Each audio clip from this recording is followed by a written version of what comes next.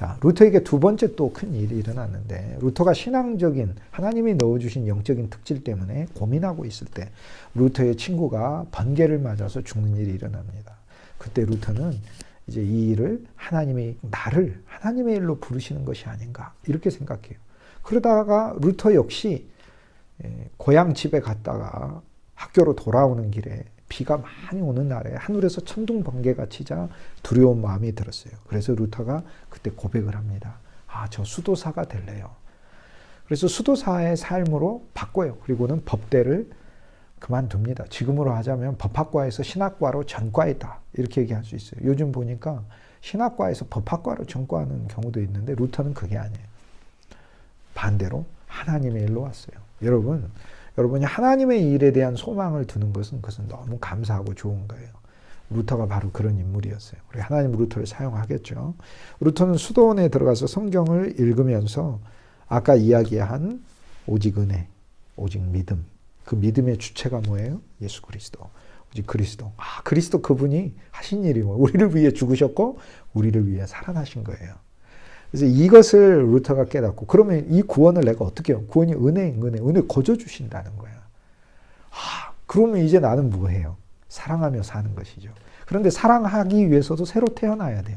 새로 태어나는 일도 누가 하시는 거예요? 그리스도가 하시는 거예요. 그리고 사랑할 때 사랑에 힘을 주시고 또 사랑할 때 내가 사랑에 대한 보상을 주시고 이걸 그리스도가 정해놓으셨다는 것이죠.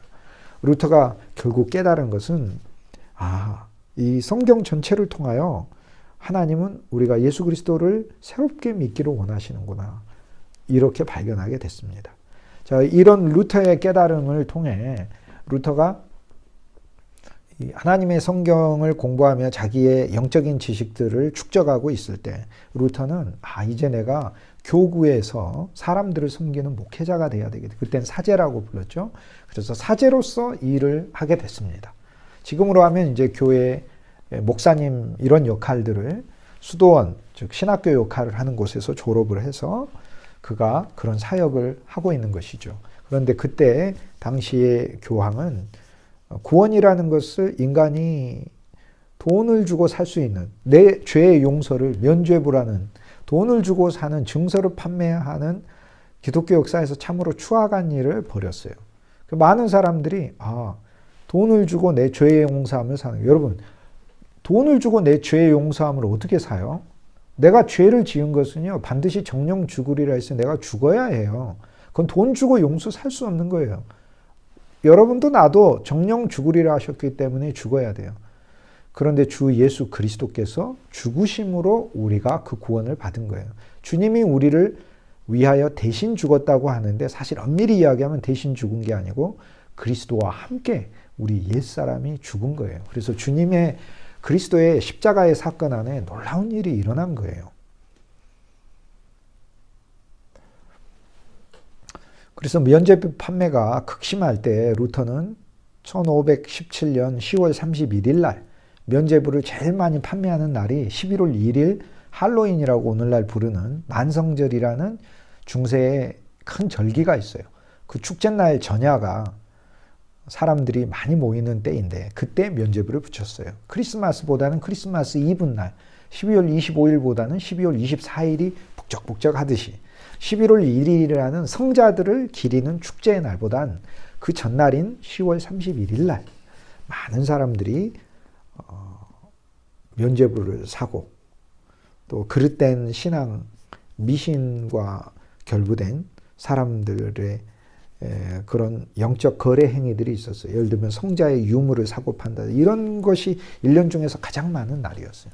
그날 루터가 자기 사역하는 교회당 문에 95개조 반박문이라는 것을 붙입니다. 이게 그 유명한 1517년 10월 31일 95개조 반박문을 붙인 사건이다. 그렇게 얘기합니다. 95개조 반박문. 95개조 반박문.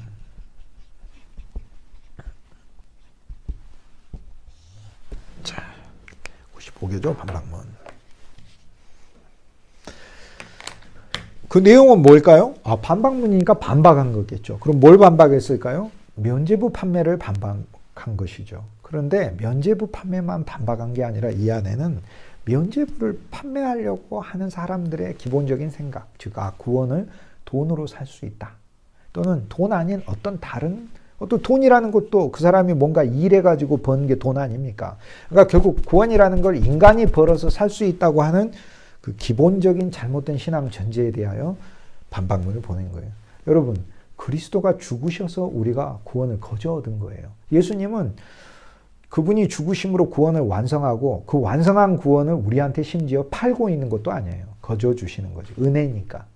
너희가 그 은혜를 인하여 구원을 얻었나니. 에베소서 2장 6절에 나오는 말씀이에요. 너희가 그 은혜를 인하여 구원을 얻었나니. 너희가 그리스도 예수와 함께 죽고 허물과 죄로 죽었던 너희를 그리스도 예수와 함께 일으키시니. 에베소서 2장 6절. 그리고 2장 8절에 너희가 그 은혜를 인하여 구원을 받았나니. 그러므로 우리의 믿음은 하나님의 은혜를 믿는 것이다 라는 거죠. 이 95개조 반박문은 그러므로 인간 기원의 종교를 반박하는 거예요. 그래서 이 안에는 면죄부 반박도 하고 또 뭘 반박해요? 기독교라는 종교가 아니라 매일매일 우리가 주님 앞에서 옛사람이 죽어나가는 것이고 주님이 우리를 새롭게 살리시는 것이다. 이제 그러한 이제 조항들이 95개조 반박문 안에 있습니다. 루터가 이 반박문을 붙였을 때 당시는 이제 구텐베르크의 금속활자가 나와서 문서들이 순식간에 수십만 명에게 퍼질 수 있는 그런 문화적인 큰 혁명이 있었던 시기였어요. 여기 종교개혁과 금속활자라는 새로운 신문물의 발명은 결합되어서 새로운 시대를 열게 되는 그런 결과를 가져온 것이죠. 그러므로 우리가 종교개혁을 이야기할 때 종교개혁이 퍼지게 된 요인 중에 하나로 루터의 95개조 반박문이 많은 사람이 읽을 수 있게 이것을 가능하게 했던 금속활자. 그것이 구텐베르크에서 발명되었기 때문에 이런 결과가 왔다. 바로 그런 평가까지 우리가 내릴 수 있습니다. 많은 사람들이 이 반박문을 읽고 루터의 사상에 동조했어요. 신앙이라는 것은 그런 인간 기원에 또 인간이 거래해서 사는 차원이 아니라 주 예수 그리스도를 통하여 하나님이 이루신 사건이라는 것을 알고 이것을 따르기 시작했을 때 그러면 여기에 가장 반대할 사람이 누구겠어요? 면죄부를 판매해서 이득을 취하려고 했던 교황이. 그래서 교황이 이제 루터를 핍박하게 됩니다. 결국 루터는 교황 앞에 서게 되는 그런 소환장까지 받게 되는데 먼저 그 이전에 이제 황제를 만나서 재판을 받게 되었어요. 그때가 루터가 1517년에 반박문을 붙였으니까 이때로부터 4년이 지나서 1517년에 반박문을 붙였으니까 10월 31일 날 교황은 루터를 소환을 했어요. 그런데 교황이 직접 소환하지 않고 교황은 황제에게 요청을 해서 루터가 살고 있는 독일 지역의 황제에게, 독일 지역은 신성 로마 제국 이름이라고 불리운다고 했어요. 그 황제에게 루터를 재판할 것을 요구했어요. 그래서 황제가 루터를 재판을 합니다. 근데 그 재판정에서 루터는 자기의 주장을 철회하지 않습니다. 왜? 믿음 안에서 발견한 진리니까. 이때 이제 루터는 불법자로 낙인 찍히게 됩니다. 그렇지만 피신 생활을 거친 다음에 하나님께서 루터에게 부여하신 새로운 신앙의 길, 오늘 우리가 부르는 새로운 교회를 탄생시키게 되는 그런 사역을 일생 동안 하게 됩니다. 그 이후로. 루터는 비텐베르크라는 곳에서 사역을 했는데요. 그래서 이제 여러분이 언젠가 비텐베르크, 독일의 루터의 종교개혁의 중심지를 방문할 수 있는 기회가 있었으면 좋겠습니다. 루터의 종교개혁은 루터에게서만 시작한 게 아닙니다. 루터의 글은 아까 말씀드린 것처럼 수십만 부 많은 사람들에게 퍼져갔고 그 루터의 책들을 읽으면서 새로운 신앙에 대하여 많은 이들이 깨닫게 되었어요. 루터는 3대 저작이 있는데요. 200권이 넘는 책들 중에 루터가 쓴 조서들 중에 3대 저작을 기억할 필요가 있습니다. 제일 첫 번째 저작이 독일 귀족에게 고함, 이런 책이 있어요. 그래서 독일 귀족의 고함은 이제 독일에 있는 신앙의 지도자들, 함께 있는 신앙의 지도자들이요. 왜 로마의 교황이 어떤 종교라는 체제를 만들어서 이것을 자기 왕국을 구성하고 있다. 당신들이 지도자 아니냐. 그러므로 이 교황이 만들어 놓은 이 잘못된 어떤 신앙 체제라는 것을 여러분이 부수기를 바란다. 이런 내용으로 책을 썼습니다. 그리고 그리스도인의 자유라는 책을 썼어요. 세 개의 책을 제가 여기 적도록 할게요. 독일 귀족에게 고함.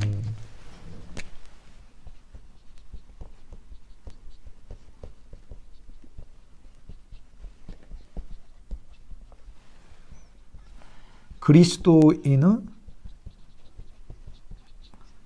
자유.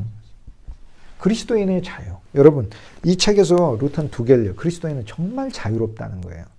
그리스도께서 우리를 자유롭게 했다는 거예요. 그런데 동시에 그리스도께서 우리를 종으로 삼고 계신다는 거예요. 우리는 더 이상 여러분 죄의 종이 아니에요. 그리스도의 종이에요. 여러분 사망의 종이 아니에요. 여러분은 사망하지 않아요. 여러분 죽음이 여러분의 인생의 마지막에 와도 그건 죽음이 아니에요. 여러분 생명으로 가는 거예요. 여러분 이미 생명이 있고 여러분은 어둠의 자녀가 아니에요. 예수 그리스도 안에 있으니까 빛의 자녀인 거예요. 광명한 자녀인 거예요. 여러분은 그리스도께 속한 자들. 그리스도는 우리를 모든 것에서 자유케 하신 존재예요. 그런데 동시에 그리스도는 우리를 종으로 삼고 계셔. 왜요? 다른 사람들을 섬기도록. 근데 왜 그럴까요? 다른 사람을 섬김으로 우리가 하나님께서 섬기는 자에게 주시는 복이 있어요. 여러분, 하나님께서 주시는 복들 중에 복이 한두 개가 아니잖아요. 너무나 많잖아요. 과일이 한두 개가 아니고 과일의 종류가 어마어마하듯 사실 하나님의 복도 너의 받은 복을 세어보아라. 그 찬송처럼 너무나 많아요. 그런데 그 수많은 복들 중에 정말 큰 복이 하나 있어요. 섬기는 자가 받는 복이에요. 하나님은 우리 섬기는 자들을 축복하셔요. 그래서 하나님께서는 여러분들을 하나님의 종으로 삼아 많은 사람들을 섬기게끔 하는 거예요. 그래서 그리스도인의 자유란 책에서 그리스도인은 그리스도가 다 이뤄서 우리에게 선물했기 때문에 자유롭다. 아까 얘기했던 것처럼 그러나 이제 뭐만 하면 된다? 사랑으로 섬기는 종의 역할만 하면 된다. 이게 그 그리스도인의 자유의 책에 나오는 내용이에요. 그 다음 세 번째, 교회의 바벨론 포로. 이스라엘 백성들이 구약시대 때 바벨론의 느부갓네살 왕에게 끌려갔었잖아요. 그러듯 오늘날 교회가 바벨론이라고 부르는 그릇된 신앙체계에 끌려가 있다. 또 교황이 만든 가짜 신앙 교리들에 의하여 끌려가 있다. 이렇게 생각하는 거예요. 그래서 그 내용들을 본질을 찾아가자는 여러 가지 내용들을 루터가 쓴 책입니다. 그래서 이 세 가지 책도 여러분이 언젠가 기회가 되면 읽으시면 좋겠어요. 어떤 영적인 진리들이 이 안에 들어 있습니다. 특히 이제 교회 바벨론 포로는 곧 여러분이 읽으실 수 있게 될 것입니다. 제가 교회 바벨론 포로를 번역을 해서 출판을 맡겨놨기 때문에 한 400페이지, 500페이지 가까이 되는데요. 쉽게 읽으실 수 있도록 해놨는데 아직 출판 중에 있습니다. 원고는 다 넘겼어요. 그래서 책이 나오게 될 텐데 그러면 여러분이 우리말로도 읽으실 수 있고 요약된 번역들도 이미 여러 루터의 책이 이제 출간되어서 사람들이 접근할 수 있습니다. 자, 종교개혁의 핵심을 이제 다시 얘기해 볼까요? 종교개혁의 핵심에서 가장 중요한 것은 종교가 루터에 의해서 기본적으로 새로워졌다는 거예요. 그런데 루터가 발견한 모토, 그게 뭡니까? 오직 은혜, 오직 성경, 그리고 오직 그리스도. 이 모든 것을 다 이뤄놨기 때문에 이제 뭐가 필요하죠? 오직 사랑. 그렇죠. 이것이 종교개혁이 말하고자 했던 것입니다. 이게 종교개혁의 본질적인 교훈입니다.